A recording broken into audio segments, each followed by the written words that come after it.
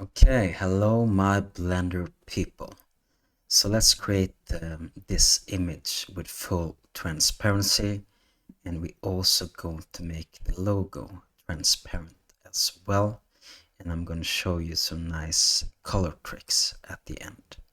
So let's just get into it, and just to show you what I'm talking about there, we're going to create this effect here, and this will give us full control over the transparency of this image.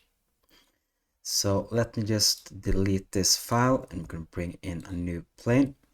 I'm going to rotate it around, of course the wrong way, like that. And I'm going to open up this shader editor. So go from the timeline to the shader editor and click on new. And here we want to bring in our image texture node. And we're going to click on this open here and just locate a folder and bring in our image. And now we're going to connect the color into the base color of this principled BSDF. And then I need to rotate it again like that. And here we're going to use the alpha, so not the color but the alpha, into the alpha of this principled BSDF. And then we need to do one thing more, so go to material properties and scroll all the way down, and in this settings section here we're going to change our mode from opaque to alpha blend. So you can see the change here like that. And so this is the very basic setup of when you are using a transparent image. But we also want to make the very logo itself transparent, and the way we can do that is just dragging out this material output and search for a mix shader node. Just going to drop it in here, and we also going to need a transparent BSDF.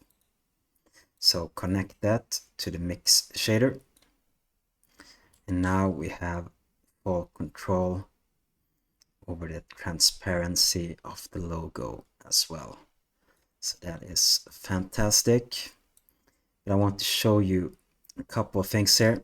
So you can see that this logo actually has a really bright yellow color to it, and the original Blender logo is more orange like this. So that means that Blender is actually doing what it's supposed to. So the lights of this Blender environment are affecting the object, but sometimes we don't want that effect, or at least we want to be able to control it. So what you can do to make this closer to the actual logo color is go to this principled BSDF, and we can play around with the metallic and the roughness.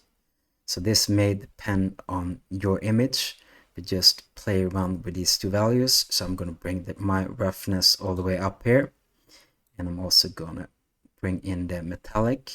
And now you can see that this is going from a yellow color to a more orange color like this. So, and just a really extra tip at the end here, if you're not managing to get this color exactly right, so I'm using a sky texture here, so you can also play around with these values as well to make your image look just the way you want to. And if you learned something, please subscribe. Have a great day wherever you are, and peace out.